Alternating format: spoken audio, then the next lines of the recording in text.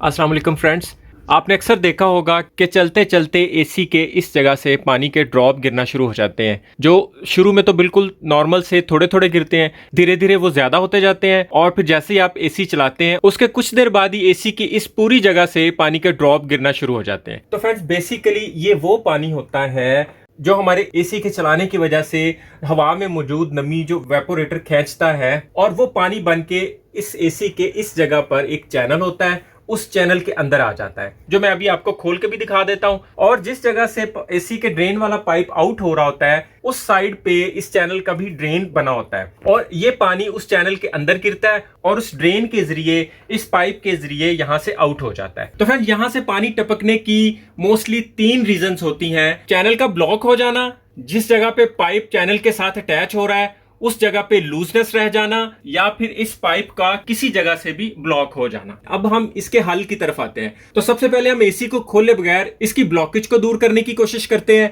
तो फ्रेंड्स ये हमारे एसी के ड्रेन का पाइप है। जब एसी चलता है तो इस जगह से उसका पानी ड्रेन होता है। अगर ये ब्लॉक हो जाए तो भी पानी यहां से ड्रेन नहीं होता। तो हम एसी को खोले बगैर इसकी ब्लॉकेज कैसे दूर कर सकते हैं? उसका एक सिंपल सा तरीका है कि हम एसी के इस पाइप को इसके एज से पकड़ लेंगे और इस जगह पे इस तरह हाथ रख के इस जगह पे हम मुंह के साथ इसको जोर से ब्लो करेंगे। इसमें हमने हवा के जरिए इस पाइप की ब्लॉकेज को धकेलना है। अगर आप इस तरह नहीं कर सकते तो फिर हम इस तरह का ये एक और पाइप ले लेंगे और वो इसके साथ अटैच कर देंगे और इसके दूसरे सिरे को मुंह के साथ लगा के ब्लो करेंगे। और जैसे ही हम ब्लो करेंगे इस पाइप में चैनल तक जितनी भी ब्लॉकेज होगी वो एक दफा वापस जाएगी, वो हट जाएगी। उसके बाद पाइप में जो भी चीज फंसी होगी वो थोड़ी थोड़ी करके निकलना शुरू हो जाएगी। अगर ये पाइप अंदर से ड्राई है, इसके अंदर पानी नहीं है, तो फिर ब्लो करने से पहले इसके अंदर थोड़ा पानी डाल लें। इसकी ब्लॉकेज खोलने के लिए इसके अंदर पानी का होना जरूरी है।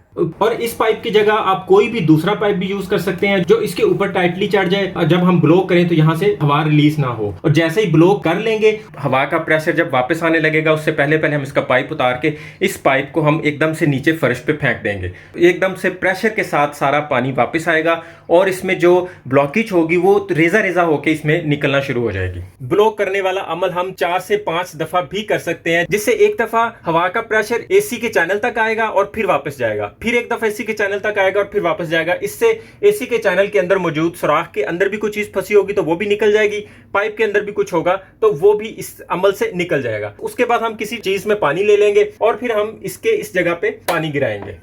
पानी हम किसी भी जगह पे गिरा सकते हैं, जरूरी नहीं कि हम सारे पे इस तरह पानी गिराएं। ड्रेन पाइप के ऑपोजिट वाली जगह पे भी अगर पानी गिरा देंगे तो वो पूरे चैनल में से होके गुजरेगा। हम बेसिकली अब इस वक्त अपने चैनल को साफ कर रहे हैं, उससे धो रहे हैं। इसमें कुछ थोड़ा बहुत रह गया होगा, पानी गुजरने से वो भी साफ हो जाएगा। इस तरह हम एसी को खोले बगैर इसके चैनल को साफ कर पाएंगे। सेम यही काम हम इस पाइप को किसी टैप के साथ लगा के पानी का हल्का सा प्रेशर दे के भी कर सकते हैं। तो फ्रेंड्स ये वो चैनल है जिसके अंदर काई जम जाती है, जिसकी वजह से इसमें पानी ड्रेन नहीं हो पाता। इसे उतार के भी दिखा देता हूं।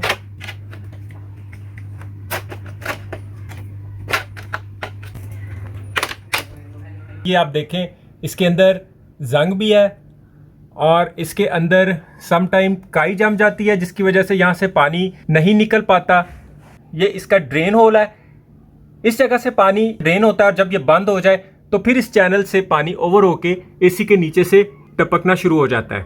और इसके लीक होने की दूसरी बड़ी वजह इसका ये जोड़ होता है, जहां इस चैनल के साथ हम इस पाइप को अटैच करते हैं।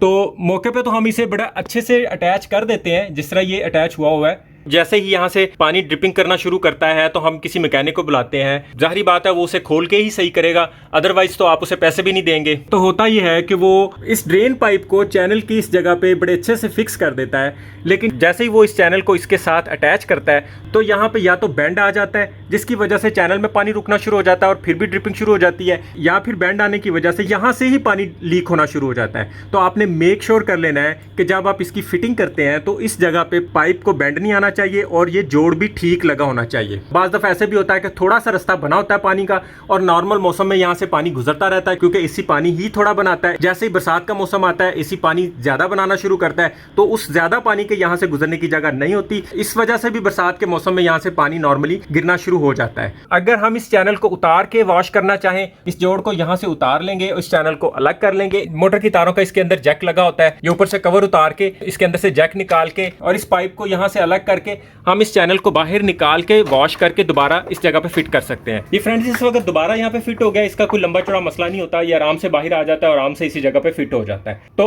अगर हम इसे उतारे बगैर भी साफ करना चाहते हैं, इसका कवर उतारे बगैर भी साफ करना चाहते हैं, फिर हम इसके इस ड्रेन पाइप को, ये जो ड्रेन पाइप इसका जा रहा है जहां से इसका पानी आउट हो रहा है, उस जगह से इसको किसी चीज से बंद कर देंगे, यानी इसका पानी निकलना बंद हो जाएगा। उसके बाद हम एक डिब्बा लेंगे, उसमें हम थोड़ा सा हार्पिक डालेंगे, इसे हल करेंगे।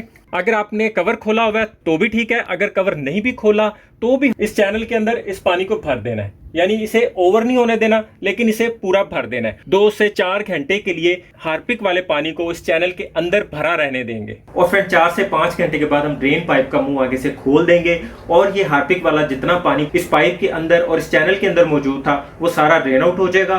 चैनल और उसके पाइप दोनों बिल्कुल साफ हो जाएंगे और पानी के ड्रिपिंग का मसला हल हो जाएगा। इसके अलावा फ्रेंड्स, अगर आपके ड्रेन पाइप में किसी जगह पे जोड़ है तो उस जोड़ को भी चेक कर लें, क्योंकि उस जोड़ वाली जगह पे भी पाइप बेंड भी हो सकता है और वो जोड़ लीक भी हो सकता है, उसकी वजह से भी पानी लीक होता है। अगर हम वक्त पर एसी के फिल्टर भी वॉश नहीं करते तो ये वाली डस्ट भी धीरे धीरे क्रॉस होना शुरू हो जाती है और फिर वो वेपोरेटर के पानी के साथ मिलके एसी के ड्रेन के चैनल में चली जाती है। तो इसे भी हमें टाइम टू टाइम वॉश करना चाहिए। क्योंकि ये डस्ट फ्रंट साइड पे होती है, इसलिए हम इसके पीछे से इसको पानी का प्रेशर मारेंगे। इसके पानी को आप झाड़ के तो इसी के साथ लगा सकते हैं, इसे ड्राई करने की जरूरत नहीं होती। उम्मीद है एसी में से पानी के टपकने के मसले के हल के बारे में आप अच्छे से जान गए होंगे। अभी के लिए इतना ही। वीडियो पसंद आए तो इसे लाइक और दोस्तों में शेयर लाजमी कीजिएगा। चैनल को सब्सक्राइब भी लाजमी कर दीजिएगा। अपना और अपनों का ख्याल रखिएगा। बहुत बहुत शुक्रिया। अल्लाह हाफिज़।